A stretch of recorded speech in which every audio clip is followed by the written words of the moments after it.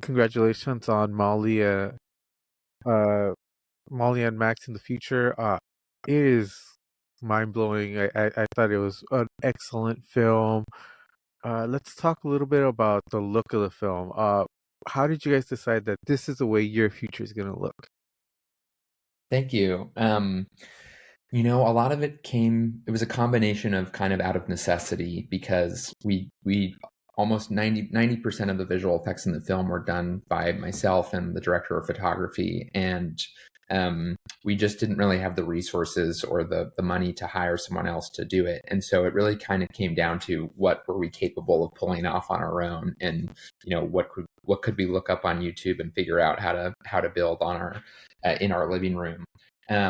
So it was part of it was that. The other part of it is that I really love retro sci-fi. I love Star Wars. I love Blade Runner. I love kind of this practical effects first approach. I'm not anti CG. I think there's a lot of really amazing CG out there, but I think for this, I wanted to kind of play off that nostalgia and lean into that because those are the kinds of movies that I grew up watching, and that's what made me fall in love with science fiction in the first place. Definitely, it did have that retro feel. It had a very not not not just that retro feel, but a very timeless feel. You have these Thank you. two characters who are very unique to their character. How do you build up a character like that when you're basing it off of some sci-fi fantasy script? Yeah, I mean, for me, everything kind of starts with what are kind of real, human, relatable experiences. And a lot of my short films leading up to this movie and this movie as well kind of start from a place of, what am I going through in my life? What have I been through in the past in my relationships? And kind of really trying to start from a place of, what were the feelings that I felt throughout these different experiences. And then I use kind of science fiction and fantasy as ways to kind of explore those feelings and express those feelings and say, you know, what is it like to be in a relationship with someone who doesn't respect you and is kind of toxic? Well, it's kind of like dating a monster. Yeah, And that's why our character goes through a situation where she's dating a giant tentacle monster. Or, what does it feel like to be dating someone who is, kind of works on paper, but there isn't really a lot of emotion there. It's kind of like dating a robot. And so, we have a section of the movie where one of our characters goes and dates a fast talking screwball comedy robot. And, but it always comes back to kind of what is the experience that I'm trying to get across? What is the feeling that I'm trying to get across? And how can we use science fiction to kind of explore that? So with Molly, it really started from this with both of them. It kind of started with Molly is a character who kind of follows her feelings and follows her instincts, and I think Max is a character who really analyzes things and overthinks things. And I think a great romantic comedy is about two people that kind of learn from one another and grow and change. And so for me, their kind of characters develop simultaneously. Where I wanted to have someone who kind of didn't think things through enough, meet someone who thinks things through too much. And I think they could both kind of learn a lesson from one another in that process. definitely. Let's talk about the casting because these two were incredible in their roles. Their supporting cast were hilarious. How did that casting process go, and how happy are you with this cast? Oh my God, it's a dream cast. I could not be happier. They're really incredible. It's really difficult to go through the casting process, and you're putting your baby into the hands of other people, and at a certain point the movie leaves your imagination and has to become real. And the people that you choose to kind of bring that script to reality are extremely important. We had a really amazing casting director, Kate Geller, who was also a producer on the film, and she was so instrumental in getting us access to talent. Zasha had worked on a project with a friend of mine called The Boy Downstairs, and my friend Sophie had just had an amazing experience with her. And so I had kind of this firsthand knowledge of how lovely she was and how easy she was to work with. And so I've been wanting to work with her for years. I've been a huge fan for a very long time. So I was just really excited to have her be a part of the film. And I thought that she was perfect for the character because she's really funny. She has a lot of improv experience. She has a ton of on-camera experience based because she was in Girls for 6 seasons and The Flight Attendant. And so for her, it was a no-brainer. She was just the perfect person for it. For Aristotle, I hadn't heard of him until Kate brought him up, and he was in the middle of his first season at SNL, and I then looked through everything he'd ever done, and he's had a long career as a stand-up comic, where he's written amazingly funny jokes, and he also was in a sketch group, and so I could look through his body of work and see that this is someone who has a lot of range, who can do these kind of crazy characters, but also can be grounded and real. And I think casting a romantic comedy is about finding the chemistry between the two leads, but then also making sure that they're different enough, but also similar enough that there is that overlap. And so, part of that also came through in the rehearsal process of, finding out how these two kind of characters fit together and where's the overlap and where's the difference. Definitely.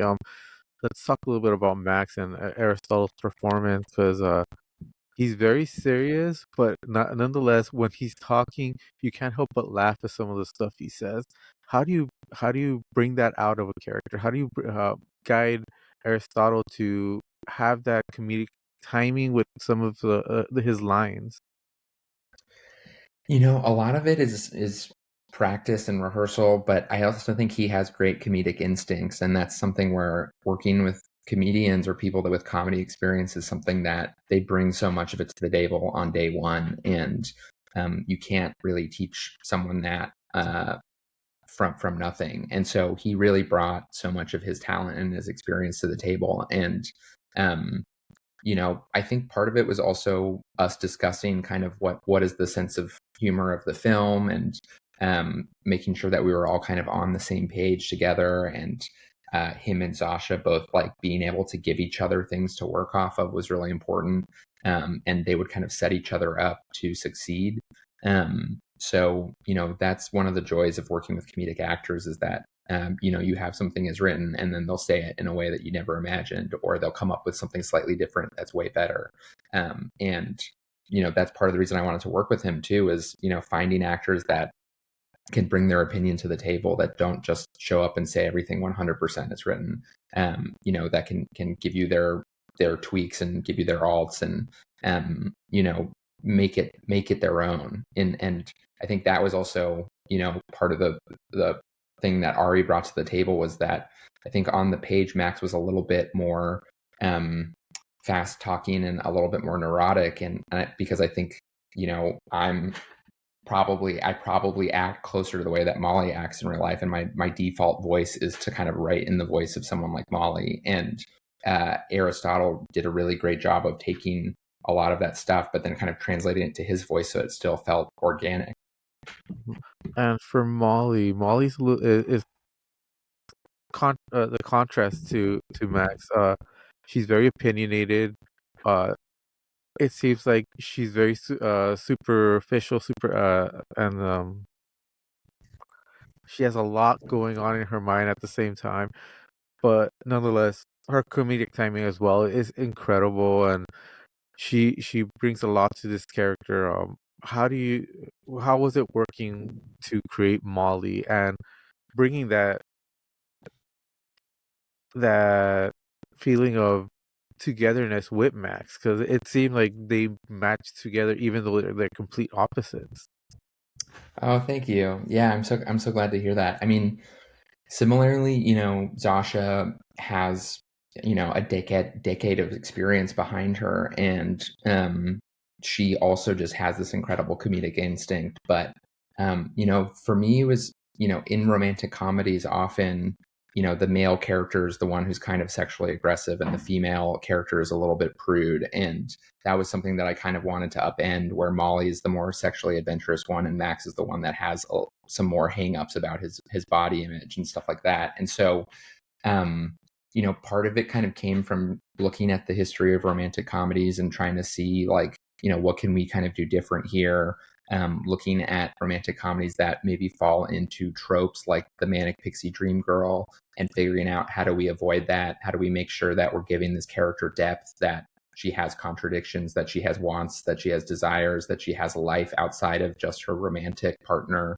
I think that is all really important when it comes to building any character, but especially your female ones. And so, Zasha was able to kind of come in, and I think she knew who the character was immediately, and we talked about it, and but I think at a certain point, actors don't love to like over intellectualize stuff, and you have to kind of feel it out together, and you have to kind of push the boundaries of like what feels real and what doesn't. And I think Zasha is such an incredible collaborator because she's able to kind of just inherently read the script and understand it, and then be able to put it into action and words, and understand like the vibe that I was going for.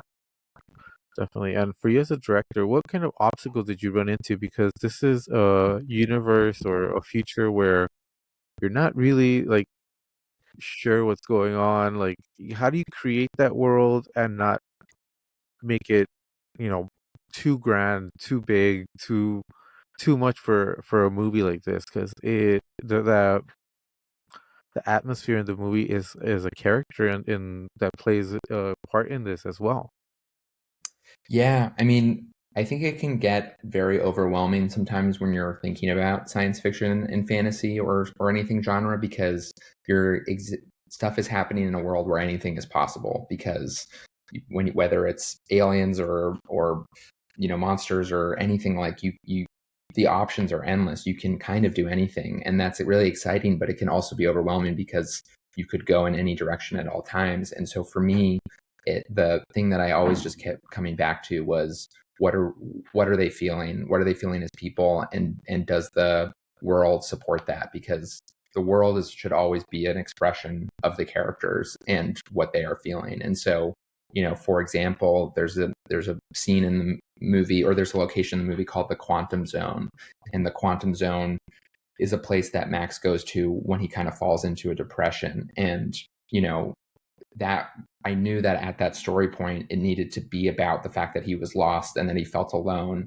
And, this is a movie that takes place in kind of this Futurama, Rick and Morty-esque universe where you could have that place be anywhere, and decided to call it the Quantum Zone as this kind of state of limbo. But when it came to like building out that world, a lot of it was, how do we represent that visually? And eventually kind of stumbled upon MC Escher, these kind of staircase voids where it's really hard to get a sense of where things are, whether it's up or down or left or right. And, they have a similar scene in Labyrinth, which was a movie that I was looking at for research for other purposes. And so it was like, oh, let's take that concept of this kind of upside down puzzle universe and have our character go someplace like that, because that's the best way to kind of represent this feeling that this character has, that he's feeling lost and alone, and that he needs to kind of be rescued from this place. That's incredible. Labyrinth was very ahead of its time for the time period it was made, and I think this movie is as well. You guys do a lot of things that just aren't seen in romantic comedies. How do you decide, not just the pacing of this film, but how how far your limits are, what you decide to keep, and um, how much of this was improv? Yeah, so it was, I'd say 90% of it was scripted, and about 10% of it was improv, maybe 15. I haven't actually counted, but Mhm. part of it was interesting because the script was 105 pages, and then the movie's 93 minutes. But then when you type out a transcript of the movie of every single word that every character says, it's actually 120 pages. And that's because there's a lot of kind of back and forth where a character says and the other character says or the one character says okay and the other character says yeah. And that part of kind of naturalistic back and forth is something that like technically is improv. It's not technically like adding story beats or anything, but it loosens things up. It makes it feel a little bit more natural, and that's part of that kind of like rehearsal process with Ari and Sasha. So, I think, remind me what the first part of the question was. How do you set your limits? How do you know how Oh, far yeah. this? Yeah, I mean, I like to think about a lot of what I do as kind of like an iterative process where I come up with something and then I kind of test it. And I have a small group of people, whether it's my editor or my producers or my close collaborators or friends that are also writers, and I will send stuff out and see if things are working or not. And I like to kind of test it because I do want my movies to be understood by people. I want to make sure that what I'm trying to convey is getting across. And that when things are ambiguous, they're ambiguous on purpose, and not because someone is confused. And so for me, a lot of aspects of the film are kind of like, let's try things out in a low stakes situation. Let's see what works. Let's see what doesn't work. Let's go back and change the stuff that doesn't work and try to just make the best thing possible, that is as powerful as we can. So, we do that throughout prep. We do that throughout shooting. We do that throughout post production.